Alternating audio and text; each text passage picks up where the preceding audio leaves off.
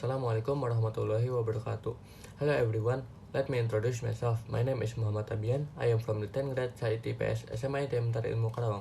I will present of my social scientific issues project until that Ukraine and Russia conflict. Baik, jadi saya di sini akan menjelaskan social scientific issues project yang berkaitan tentang konflik yang terjadi pada saat ini, yaitu konflik antara Rusia dan Ukraina. Kronologis terjadinya perang. Yang pertama adalah runtuhnya Uni Soviet yang terbagi dalam beberapa wilayah. Uni Soviet runtuh pada 1991 yang disebabkan oleh Perang Dingin melawan Amerika dan akhirnya terbagi dalam beberapa wilayah, termasuk Ukraina sendiri yang mendeklarasikan kemerdekaannya tepat pada tanggal 24 Agustus 1991. Yang kedua, karena adanya protes karena sang rakyat Ukraina menolak putusan sang presiden Viktor Yanukovych tentang integrasi ekonomi lebih besar dengan Uni Eropa. Yang ketiga, karena adanya pelengseran Presiden Yanukovych yang pada akhirnya menciptakan dua kubu. Ada yang berpihak pada Uni Eropa yang berasal dari Ukraina daratan dan berpihak pada Rusia yaitu masyarakat dan politikus Crimea. Yang keempat, karena adanya campur tangan Rusia yang menduduki wilayah Ukraina termasuk wilayah Crimea tersebut.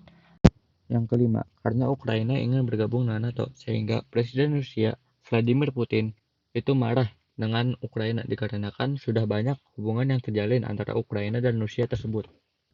Alasan Ukraina tidak ingin bergabung dengan Rusia. Akar dari konflik Rusia dan Ukraina ini dapat kita telusuri dari sejarah keberadaan kedua negara tersebut, di mana sekitar 1200 tahun yang lalu, Ukraina, Rusia, dan Belarusia lahir dari tepi sungai Dnieper di Kievan Rus, yaitu sebuah negara adidaya pada abad pertengahan yang mencakup sebagian besar Eropa Timur. Tetapi meski terlahir di wilayah yang sama, Ukraina memiliki perbedaan yang jauh dari segi bahasa, sejarah, hingga kehidupan politiknya. Tetapi Presiden Rusia Vladimir Putin berulang kali mengklaim bahwa keduanya adalah satu bagian dari peradaban Rusia, sehingga klaim ini dibantah oleh Ukraina. Selanjutnya kita bisa melihat zaman di mana bangsa Uni Soviet masih berdiri tegak sebelum runtuh dikarenakan adanya Perang Dingin melawan Amerika Serikat pada tahun 1991. Saat runtuhnya Uni Soviet, Ukraina pun menyatakan kemerdekaannya pada tahun 1991, yang dimana Ukraina memisahkan diri dari peradaban Rusia. Lalu pada tanggal 24 Februari 2022, Rusia pun mulai menginvasi Ukraina. Selanjutnya ada negara yang mendukung pihak Ukraina. Yang pertama adalah Amerika dan NATO. Mereka memberikan pasokan senjata dan bantuan lainnya. Yang kedua ada Australia yang memberikan sanksi terhadap Rusia. Yang ketiga yaitu Jepang, menjatuhkan sanksi dan siap bergabung dengan Amerika. Yang keempat yaitu Polandia. Polandia yaitu pemasok bahan bakar, logistik, dan persenjataan selama invasi terjadi.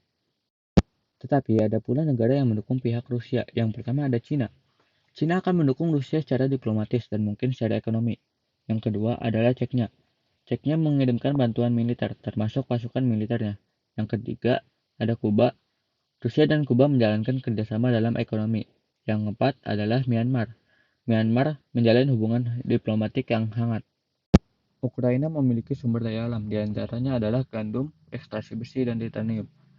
Gandum pada tahun 2020, jumlah produksinya mencapai 2,96 juta ton. Ekstraksi besi pada tahun 2021, jumlah produksinya mencapai 39 juta ton. Titanium pada tahun 2021, jumlah produksinya mencapai 431 ribu ton. Tetapi ada pula negara yang terdampak pada tragedi perang Ukraina melawan Rusia tersebut. Negara yang akan terancam atau paling terkena dampak adalah India, Prancis, Korea Selatan, Iran, Inggris, Pakistan, Israel, Afghanistan, China, Rusia, Suriah, Korea Utara, dan Amerika Serikat.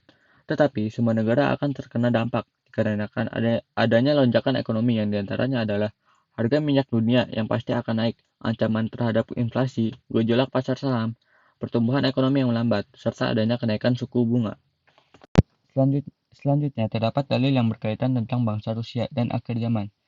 Terdapat pada surat Ar-Rum ayat 4, yang terjemahannya adalah, dalam beberapa tahun lagi, bagi Allah lah urusan sebelum dan setelah mereka menang. Dan pada hari kemenangan bangsa Romawi, itu bergembiralah orang-orang yang beriman. Penjelasannya yaitu, Nabi Muhammad SAW menjelaskan bahwa bangsa Romawi akan bergabung dengan umat muslim pada akhir zaman. Dan para ulama meyakini bahwa bangsa Rom ini adalah negara Rusia. dan juga dilansir dari National Geographic. Pada tahun 988 Masehi, Vladimir I, Pangeran Novgorod dan Pangeran besar Kiev, menerima iman Kristen Ortodoks dan dibaptis di kota Chersonesus di Crimea. Sejak saat itu, pemimpin Rusia Vladimir Putin baru-baru ini menyatakan Rusia dan Ukraina adalah satu kesatuan. Serta pula, terdapat hadis riwayat Ahmad, Abu Dawud, dan Ibnu Majah yang berisi, kalian akan berdamai dengan kaum Rum dalam keadaan aman, kemudian kalian dan mereka akan memerangi suatu musuh, dan kalian meraih kemenangan serta harta rampasan perang dengan selamat. Sekian presentasi dari saya. Mohon maaf bila banyak kurangan dan kesalahan. Wassalamualaikum warahmatullahi wabarakatuh.